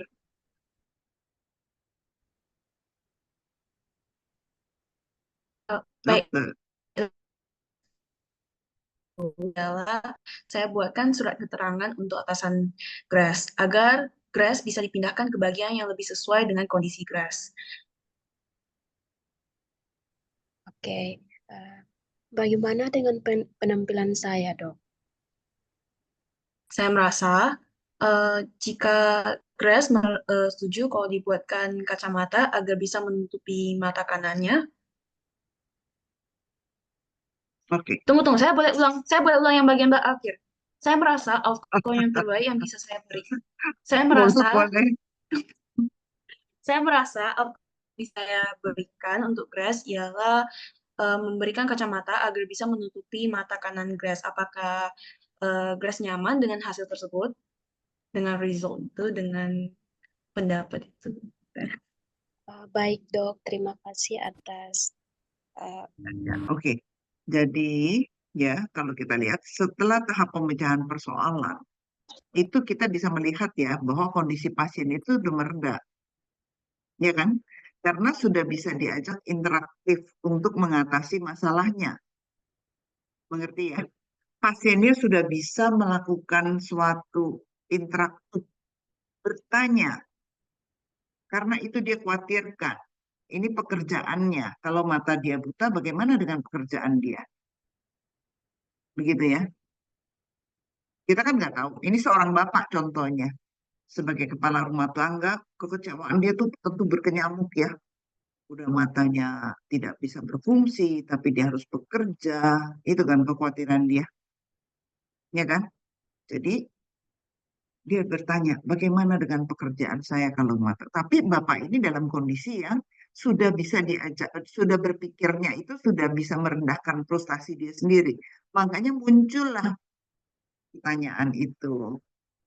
Ya, kalau dia masih kecewa, kalau dia masih sedih, mungkin dia hanya diam ya, bertunduk, atau tiba-tiba dia hanya putus sampai ketika dokternya bicara aja. Saya pulang dulu, atau bagaimana, begitu. Itu yang kita nggak tahu, respon pasien. Makanya kita harus mengamati, kita mesti ngerti, ya, apakah pasien ini bisa memahami dirinya sendiri. Kalau ini udah diajak diskusi, artinya sudah oke. Begitu ya. ya dok. Ya, kita lihat lagi ya. Nah, ini tentang justru sekarang bagaimana sih sikap dokter dalam penyampaian berita buruk seperti yang tadi. Persiapkan mental. Bagaimana caranya mempersiapkan mental? Mental itu perlu disiapkan supaya lancar penyampaian beritanya. Ya kan? Kalau sebagai petugas medis sudah tahu nih kondisi pasien ya. Makanya harus memahami kondisi pasien. Ya, mentalnya kita juga udah siap untuk bisa bicara bahwa ketika kita menyampaikan pesan berita ini, ya, kita tidak boleh larut dalam emosi pasien, tapi kita harus berempati. Tetap, yaitu dengan cara pertama memperkenalkan diri, tetap perkenalkan diri, perhatikan, jaga dan privasi pasien tadi. Boleh menawarkan, silakan, apakah boleh ditemani, misalnya ada keluarga yang boleh ikut serta dalam ketika kita mau membicarakan itu. Posisi duduk sebaiknya berdampingan, ngerti ya kan? Pendamping nih, jadi kalau kita berseberangan meja itu mungkin seperti kayak dokter pasien gitu ya. Tapi ini situasional tentunya ya. Tapi bagaimanalah situasi itu mendukung kita untuk kita bisa bicara baik dengan pasien kita. Berikut. Nah, kita harus persiapkan diri dengan kemampuan mendengar. Ya, jangan memotong atau tumpang tindih. Jadi bicara itu perlahan. Ya, jadi mendengar. Pasien mengeluh apa, mendengar. Sekalipun kita tidak jelas dengan pasien itu ketika menyampaikan, ketika bicara, kita mendengar dulu. Ya, kalau pasien itu bersedih atau kecewa, kita ulangi kata-kata pasien. Misalnya, saya takut dok, misalnya ya, biasanya begitu kan. Ya, nah, dokter itu mengulangi apa yang menjadi tadi pasien itu sampaikan berulang-ulang kali. Jadi kita mengulangi lagi. Ya, saya memahami ibu dalam kondisi ketakutan. Gitu-gitu lah. Jadi dia merasa, oh dokternya udah paham nih kalau saya takut. Begitu. Ya. Dan kita harus tetap menyediakan waktu sampai akhir, sampai berita buruk itu tersampaikan. Nah, hal yang kurang tepat dalam penyampaian berita buruk. Nah, ternyata di awal ya, sudah dokter ini berusaha, belajar, ya, pingin supaya berita buruk ini disampaikan dengan baik, udah berusaha, nggak apa-apa. Tapi tetap aja kadang-kadang kita kurang tepat dalam penyampaiannya. Ya. Nah, kenapa kurang tepat? Kadang-kadang kita maksudnya mau menunggu pasien ini reda sendiri emosinya. Sehingga yang kita mau sampaikan, kita tunda-tunda nih. Mau ngomong tentang awal berita buruk itu, kita rasanya nggak sanggup. Itu arti kita belum siap sebagai petugas medis. Ngerti ya? Jadi ketika ingin menyampaikan, benar-benar kita harus dalam kondisi siap. Kenapa kadang-kadang kita kurang tepat dalam penyampaian berita buruk? Kita tidak memahami kondisi pasien, kita tidak mengenali pasien itu seperti apa. Sebenarnya perasaan khawatir itu, ketakutan itu ada di dalam diri dokter atau perawat itu sendiri. Sehingga sepertinya tidak sanggup untuk menyampaikan hal buruk itu. Jadi kadang-kadang terus cerita panjang-panjang sebelum sampai berita buruk itu sendiri disampaikan. Jadi ditunda-tunda. Ya, itu hal yang kurang tepat. Kita baca ya, kenapa? Menunda penyampaian berita buruk begini ya, dokter atau perawat itu bercerita tentang hal-hal lain. Ini kasusnya tetap ya. Jadi dia cerita, dokternya panjang. Iya, penyakit mata ibu ini biasanya keluhannya seperti ini ya. Ibu sering merasa ini ya. Terus ibu juga begini ya, ibu juga begitu kan. Nah, terus sekarang mata ibu nggak bisa susah untuk membaca ya. Mengerti ya? Maksudnya terlalu panjang untuk mau menyampaikan berita buruk. Karena apa? Dokter merasa mau menunggu pasien itu sampai siap mental.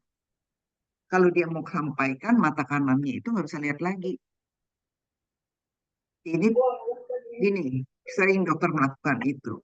Nah, kerugiannya apa? Ketika dokter sedang berbicara tentang penyakit mata, ya,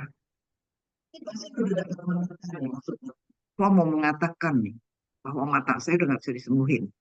Tapi dokternya sendiri yang nggak siap karena tidak persiapkan mental, tidak memahami betul kondisi pasien, jadi makanya bercerita tentang itu.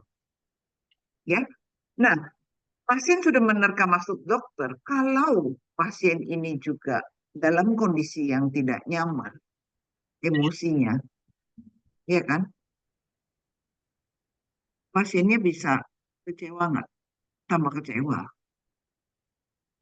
Pasiennya bisa tidak mau bicara, bisa responnya macam-macam. Kita nggak tahu nih. Pasien hanya bisa diam dan menundukkan muka, menundukkan wajah, menundukkan kepala, mengerti ya? Atau menutup wajahnya, kita nggak tahu. Nah, ini membuat dokter sudah lebih sulit lagi atau tenaga medis atau perawat untuk menyampaikan. Karena pasiennya sudah keburu merespon, emosinya itu sudah keburu ditampilkan. Dan dokternya atau perawatnya tidak siap masalahnya. Ya. Nah, terus bagaimana jadinya? Itu tadi menunda-nunda ya, terlalu berputar karena tidak siap untuk menyampaikan kondisi pasien yang sebenarnya. Paham ya? Nah, ada lagi pasien yang membiarkan pasien menyimpulkan sendiri karena nggak bisa atau terampil menyampaikan berita buruk itu. Ini dokter atau perawat merasa biar pasiennya sendiri aja deh yang bisa tahu kondisinya. Itu tidak baik ya. Kita baca. Dengan cara ini, dokter tidak secara terbuka menyampaikan berita buruk. Diharapkan pasien bisa menyimpulkannya sendiri sambil memberi pertanyaan, menggiring pasien untuk membuat kesimpulannya sendiri. Nggak boleh ya. Ngerti nggak? Dalam hal ini, dokternya yang tidak sanggup untuk menyampaikan berita buruk, ya, cuma mengajukan pertanyaan-pertanyaan sampai pasien menyimpulkan sendiri kondisinya. Itu tidak boleh. Nah, ini ada contoh percakapannya. Siapa yuk, volunteer yuk.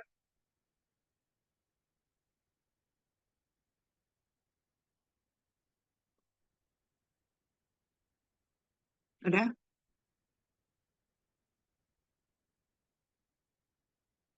Yuk.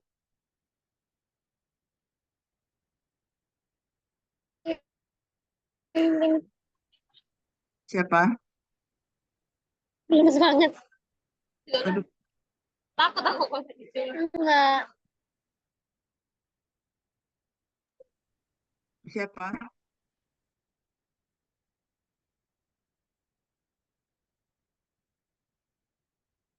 Oke. Ada Maggie dari FK.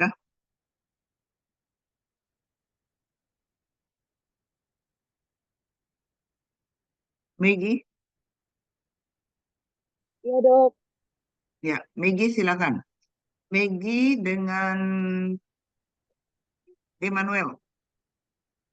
Ayo, kamu baca jadi dokter, jadi pasien, tapi dengan cara seakan-akan kondisinya itu memang kamu sedang menjalani. Manuel ada? Ada dokter, ada. Iya, silakan. Halo dok. Manuel jadi dokter deh. Ya, Baik dok. Manuel jadi dokter. Maggie jadi Oke. pasien. Ayo, Baik dok.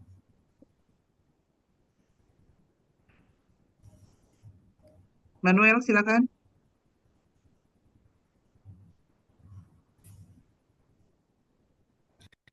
Oh langsung ya dok ini. Langsung ya, kamu baca. Baca tapi dengan Bagaimana kondisi keadaan mata? settingannya dokter pasien ya. Oke. Yuk, Oh iya, oke dok.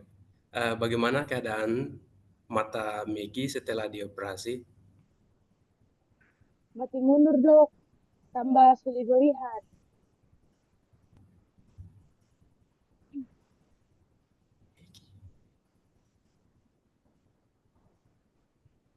ayo Immanuel.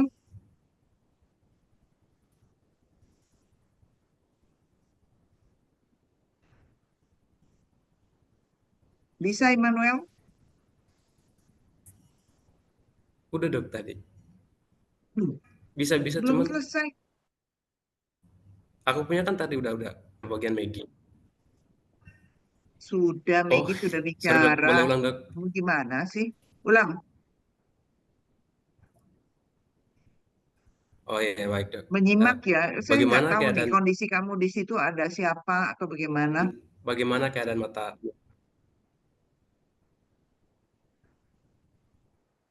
Oke dok. Bagaimana keadaan mata Megi setelah dioperasi? Makin mundur dok. Tambah sulit untuk melihat. Padahal sudah dua kali. Padahal sudah dua kali. Padahal sudah dua kali dioperasi ya. Betul dok.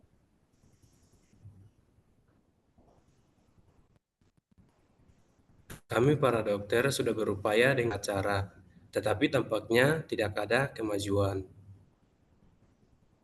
Jadi, apakah mata saya akan buta, dok? Oke. Immanuel, tolong ya, kalau kuliah itu harus menyimak ya. Saya nggak tahu situasi kamu di sana kuliah, khusus kepada anak-anak FK nih ya. Cari waktu dan perhatian. Oke, ada yang mau mengulang dari phone? Yuk, 2 orang yuk, supaya lebih jelas. Saya Bu. Silakan. Satu lagi siapa? Saya Saya, Bu. Bu. Ya, silakan. Oke, satu lagi, satu perempuan dah. Siapa jadi dokter, siapa jadi pasien? Saya Bu. Ya, Saya ya, jadi silakan. dokter. Oke,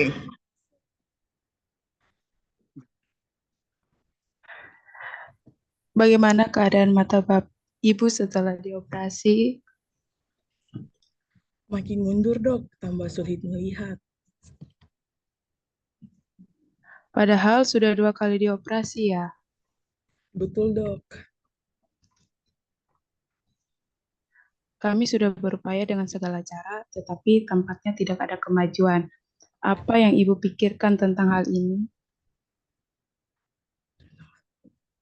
Jadi apakah mata saya akan buta dok? oke.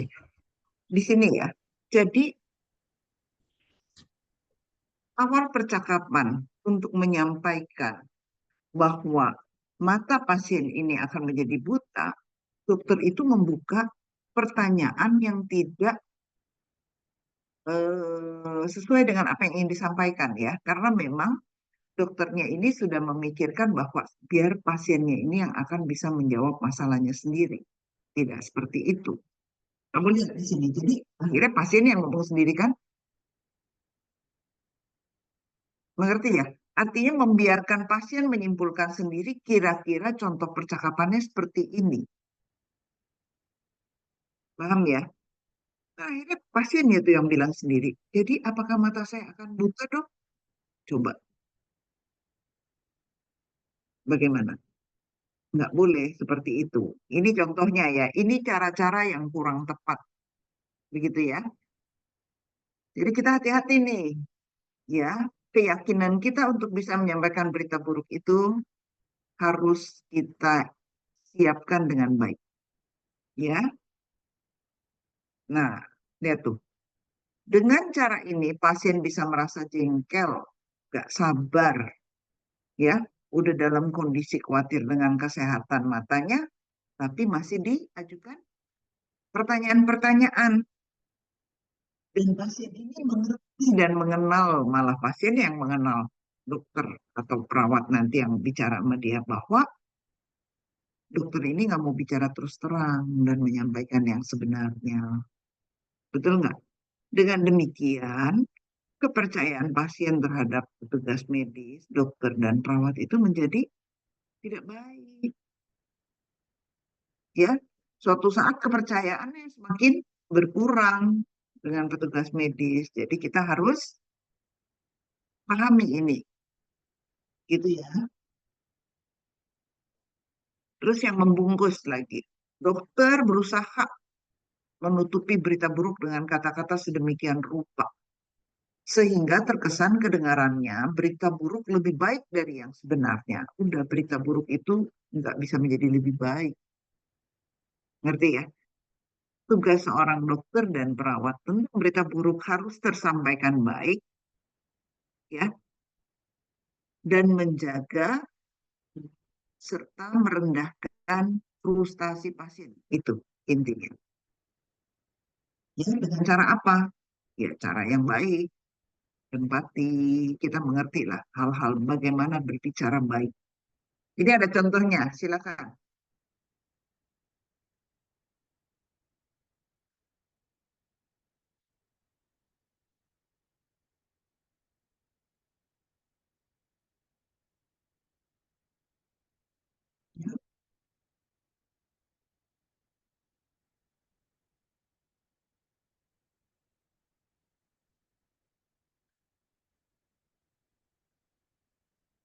Siapa? Christian, Ernal Dikto. Ernal lagi. Ernal sama siapa? Saya Dok. juga coba ya, Dok. Kamu sama siapa? Sama Ernel kan? Iya, Ernal sama siapa? Ernel dan Reinhard, Dok. Oke, silakan. Oke, mungkin aku jadi dokter bisa. Ya udah, jadi dokter kamu cepat. Oke, baik dok. Beruntung sekali mata kiri Bapak tidak seperti yang kanan. Maksud dokter, mata kanan saya kan buta. Kemungkinan besar demikian. Namun Bapak tidak usah cemas. Karena Bapak masih memiliki mata kiri yang sehat. Lalu bagaimana dengan mata kanan saya, Dok? Kita akan buatkan mata buatan sehingga Bapak akan tetap tampan. Nah, kamu seperti ini gimana ya jadi pasien? Ya kan? Iya nih. Sebenarnya pasiennya kan udah khawatir orang matanya dibilang buta begitu loh. Paham ya? Jadi kita jangan merasa sesuatu yang kita pesannya ini buruk, kita ingin menyimbangkan dengan sesuatu yang menyenangkan. Tidak cocok dalam situasi itu. Jadi bisa paham ya kira-kira ya. Ini kita belajar tentang pemahaman. Ini nggak ada yang perlu dihafal nih. Cuma ngerti, oh yang dimaksud ini begini loh, yang dimaksud ini begini. Begitu ya? Kita lanjut. Nah, kerugian. Kerugiannya ada lagi nih, kalau sering bungkus-bungkus.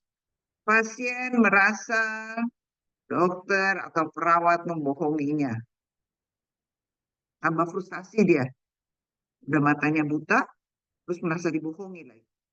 Gitu ya. Kira-kira itu.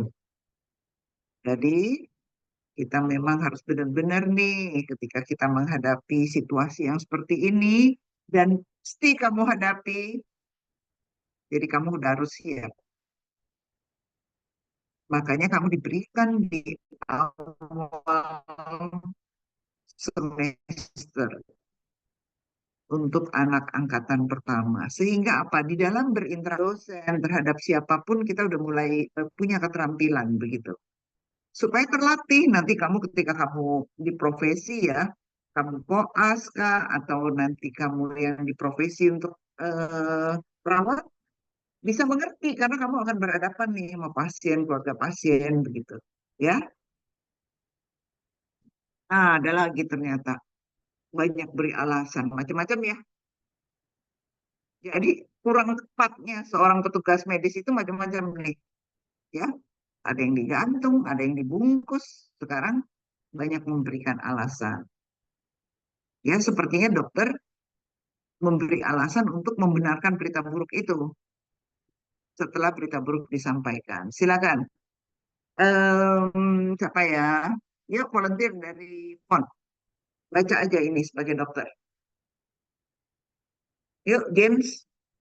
James ya? Yuk, James. Ya dok, James bisa. Silakan. dok izin, Bapak tidak usah terlalu menyesal dengan apa yang Bapak alami. Kita sudah melakukan semuanya. Sekalipun ilmu kedokteran sudah maju, tetap saja mempunyai keterbatasan. Sekalipun Bapak keluar negeri untuk berobat, saya kira hasilnya sama aja. James cocok banget nih James. Jadi dokter yang kasih alasan, sama aja gitu. Jadi maksudnya apa nih? Jadi maksudnya artinya, lah ini tidak menyenangkan ya. Walaupun sepertinya dibawa seperti ya oke lah, nggak apa-apa. Maksudnya mau keluar negeri juga nggak sembuh, jadi ya udah begitu. Enggak, sekalipun kondisinya benar ya, nggak bisa diapa-apain lagi. Tapi kita tidak usah terlalu memberi alasan. Alasannya apa? Pertama, itu pakai cerita ilmu kedokteran udah maju, tapi tetap punya keterbatasan. Keluar negeri pun untuk berobat, ujung-ujungnya hasilnya sama. Itu kan alasan ya. Dan pada saat ini, sejujurnya pasien tidak alasan-alasan itu. Mengerti ya? Yang dia butuh, dia ingin tahu kondisi dia saat itu. Dan tugas kita saat itu adalah menyampaikan kondisi yang tidak baik saya ulangi, tapi dia berharap saat itu dia ada yang mendampingi dan kita sebagai dokter bisa menurunkan atau meredakan rasa frustasi pasien. Jadi itu. Nah, cara ini akan membuat pasien sangat putus asa. Tadi dokternya enak, si James juga bahasa dan iramanya tuh sama saja begitu. Nah, pasien semakin putus asa. Karena sesungguhnya setiap pasien itu berharap ada petunjuk lain kan untuk mengobati penyakit ini. Ya, dengan demikian kita sudah salah langkah sebagai dokter ketika kita banyak memberikan alasan. Ya, karena secara tidak langsung kita sudah mematikan harapan pasien. Gitu ya. Nah, peran dan dokter dalam menyampaikan berita buruk. Lihat, ini untuk perawat ada hal yang khusus yang perlu kita juga bagikan ya. Nah, di dalam eh, perawatan, ya seorang perawat itu sama sebenarnya mirip bahwa kita harus kaji kebutuhan pasien terhadap informasi lanjutan terhadap kondisi pasien nih ya. Kita harus bisa bekerja sama dengan pasien dan keluarga untuk mencapai kesepakatan ketika ada masalah. Siapa yang harus diberikan informasi. Kedua, identifikasikan dan prioritaskan preferensi pasien terhadap informasi. Ketika ada informasi yang dibutuhkan, hubungan pasien dan tim kesehatan lain bisa ada diskusi mengenai informasi tersebut. Ya, jadi situasi memang tentang diagnosis, tentang terapi, kadang-kadang itu memang otomatis langsung dokter yang menyampaikan, ya. Tetapi di dalam perawatan, kadang-kadang kedekatan atau pasien itu sebenarnya 24 jam itu ada bersama dengan perawat, ya. Jadi memang perawat juga harus punya pembekalan bagaimana menghadapi pasien yang ketika sedang dalam perawatan perlu kita dukung hal-hal yang kurang nyaman bagi pasien itu bagaimana caranya kita, ya. Jadi masing-masing kita itu harus tetap belajar untuk memahami kondisi pasien, begitu, ya. Nah, peran perawat dalam penyampaian berita buruk: bantu pasien dan keluarga ketika mereka sulit bertanya atau berbicara dengan dokter. Hadir bersama pasien ketika berita buruk disampaikan. Karena ini otomatis ya biasanya ya, bahwa sebaiknya memang ketika suatu hal berita buruk itu ingin disampaikan, seperti ada perlu dokter itu lebih nyaman kalau juga didampingi dengan perawat gitulah. Ya begitu juga pasien, karena pasien ini jauh mungkin lebih mengenal perawatnya dibandingin dengan dokter yang yang hadir ketika visit begitu ya. Jadi secara emosional mungkin udah lebih terbentuk begitu. Terus bantu pasien untuk bertanya saat konsultasi ketika mereka terlihat bingung atau ragu untuk bertanya. Jadi peran ini penting ya. Raport antara pasien dengan perawat itu sudah harus terbangun. Jadi dia memang juga sudah merasa terdampingi. Ya, dalam hal-hal seperti ini pasien itu sangat butuh seorang pendamping. Ya, bantu tim kesehatan lain menggunakan istilah kata-kata yang lebih dimengerti pasien apabila pasien kelihatan tidak mengerti atau membutuhkan klarifikasi. Ini jauh membuat pasien merasa nyaman, tidak merasa risih, tidak merasa inferior. Jadi dengan adanya perawat, mereka itu merasa bahwa ada ada sahabat, ada saudara yang selalu mendampingi dia, begitu loh, setiap saat, ya. Beberapa hal yang perawat bisa lakukan dalam penyampaian berita buruk. Tadi udah ya, komunikasikan kepada tim kesehatan lain apa yang udah disampaikan terkait berita buruk. supaya kita tahu sudah disampaikan seperti apa berita buruk itu. Dengarkan dan terima reaksi emosi pasien setelah mendengar berita buruk, sama ya. Artinya dokter, perawat harus menerima reaksi emosi pasien. Jelaskan dan diskusikan informasi yang telah diberikan serta implikasi dari berita tersebut. Karena biasanya memang pasien dirawat, ya, itu intens untuk bertanya kepada perawat. Dia merasa nyaman karena ini orang yang mendampingi dia sesungguhnya. Lebih banyak curhat dengan perawatnya mungkin. Nah, kita juga diberi kepercayaan oleh pasien bahwa kita sebagai pendamping untuk perawat, ini keterampilan ini juga butuh banget untuk melekat begitu ya. Jadi nggak bisa dipisahkan gitu, harus melekat ya, karena menjadi mediator untuk tenaga kesehatan lainnya gitu ya. Semuanya sama, bagaimana tahapannya apa semua sama. Cuma ini ada beberapa hal yang lebih spesifik gitu-gitu ya. Nah, respon dan reaksi pasien. Kita belum bicara respon ya. Ini waktunya tinggal 8 menit. Respon dan reaksi pasien mungkin cepat aja. Macam-macam tuh ya. Ada yang bisa menerima kenyataannya dengan sabar. Setelah mendengar berita buruk, pasien yang dewasa, kita kan nggak tahu ya. Pasien yang berpikiran dewasa, pasien yang mampu memproyeksikan dirinya, mempersepsikan dirinya, biasanya dia bisa menerima kenyataan dengan sabar. Biasanya dia hanya akan berkata bahwa, baiklah dok, saya harus menerima semua ini dengan lapang dada. Positif, dia lalu langsung maju. Bagaimana pemecahannya? Lalu bagaimana saya harus menindaklanjutinya? Kita berharap semua pasien seperti ini. Kita berharap, tapi kita tidak bisa menuntut pasien itu harus seperti ini. Makanya kita perlu berlatih. Ya, itu satu contoh. Contoh yang kedua, pasien bisa bereaksi agresif. Ketika kita menyampaikan, dia langsung marah, dia langsung mengatakan, ini kesalahan dokter. Kenapa dokter nggak bisa menyembuhkan mata saya sejak dulu?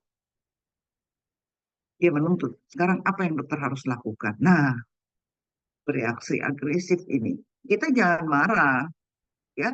Perawat atau dokter ketika pasien bereaksi agresif, kita cukup mendengarkan sabar, cukup menjaga kontak mata kita dengan dia, ya. Sampai nanti dia reda, kita baru bisa berbicara lagi. Ya, ada yang langsung menolak. Sudah dikatakan bahwa mata kanan tidak dapat pulih, menolak langsung. Enggak mungkin saya buta. Teman saya yang sama seperti saya sampai sekarang juga melihat. Nah, juga kamu jangan bilang, ya udah, atau ya nggak bisa begitu. Ya, tetap harus mendengar reaksi emosi pasien, bagaimanapun. Ya, regresi. Nah, kamu jangan kaget nanti kalau ketika pasien disampaikan bahwa mata kanannya nggak bisa pulih, dia bisa langsung bereaksi mundur seperti anak-anak, seperti kayak orang marah, ngamuk gitu ya. Baik, kalau gitu saya akan berhenti kerja. Biar istri saya saja yang mencari nafkah. Bisa. Kita nggak usah merespon. Kita cukup mendengar. Sampai nanti emosi dia reda, baru kita bisa bicara. Nah, terus kemungkinan aja dia stereotip ini. Ulang-ulang. Sungguh saya nggak menyangka. Saya akan buta. Sungguh menyedihkan. Saya tidak kira nasib saya akan seperti ini. Ya, kamu jangan bingung ya. Ini adalah reaksi emosi. Maksudnya supaya kamu kenali saat ini pasien sedang merespon emosi. Kecewanya tuh dengan hal-hal yang seperti ini. Gitu ya. Nah, bagaimana sikap dokter menghadapi pasien dalam kondisi frustasi? Ya ini tadi. Apapun responnya kita tetap tenang, tidak boleh kontrareaksi. Ingat, kontrareaksi itu kalau kayak tadi, dia marah ke seperti kekanak-kanakan, loh kok itu begitu, kayak anak kecil, nggak boleh kita ngomong begitu ya. Walaupun kita tahu, loh kok jadi marah begitu kan, kita nggak boleh. Tetap menunjukkan empati. Nah, bagaimana dokter mampu mengenali kepribadiannya? Nah, ini seorang dokter harus memiliki keterampilan observasi dan mengenal pasien bukan dari simptom penyakit, tapi juga pengenalan pribadi dan wataknya. Kita perhatikan ketika pasien masuk ke ruangan, ketika pasien bertemu dengan dokternya, ya kita kenali. Ini hanya tips menambah aja ya, bukan berkaitan dengan berita buruk. Lewat ketukan pintu, lewat bunyi ketukan, cara mendekati dokter. Pokoknya maksudnya kita belajar bagaimana mengenali pasien. Berjabat tangan, ya. Ini mungkin yang lalu kurang pada waktu kuliah yang pertama. Jadi saya ada tambahan di sini. Jadi dengan berjabat tangan aja kita bisa mengenali pasien. Ini di luar dari berita buruk ya, menambah kekurangan yang kemarin. Terus ada yang dihujang-hujangkan, ada yang terlalu keras, ada yang hanya menempel. Nah itu kita bisa mengenali nanti. Cara duduk ya, ada yang wajar, sopan. Nah kalian juga belajar nih melakukan refleksi. Sejauh ini kita kalau kuliah, walaupun sedang online, sikap kita sudah wajar nggak ya? Sebagai orang yang sedang mendengarkan kuliah. Wajar nggak? Sopan nggak? Karena tadi saya lihat masih ada yang berjalan-jalan, ada yang senyum-senyum, gitu ya. Tapi memang kondisi ini nggak bisa terakomodir dengan baik, karena memang kalian banyak sekali di sini. Ya, jadi begitu kira-kira ya, cara bicara, bentuk perawakan, atau saya udah pernah kasih, saya nggak tahu. Ini cuma supaya nggak lupa. Dan ekspresi wajah ya. Jadi kalian belajar ya bagaimana kalau untuk berinteraksi sama orang itu bisa mengekspresikan sesuatu yang benar kamu alami, benar yang kamu rasakan. Karena setiap orang itu punya rasa yang sama ketika menilai seseorang. Tinggal kamu mau latih atau enggak. Ya.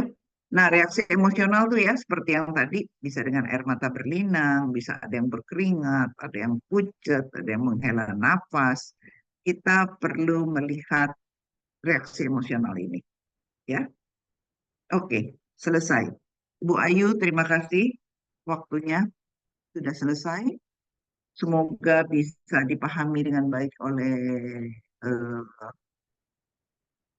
adik-adik semua sekalian di sini, karena nanti saya bilang adik-adik terlalu jauh ya, karena saya udah terlalu tua nih bilang adik-adik. Tapi saya ingin merasa sama-sama kita belajar begitu ya. Jadi nanti kalian ini berlatih, tidak dihafal. Nanti materinya mungkin ini karena saya ada beberapa revisi, nanti saya akan berikan ke Ibu Ayu ya.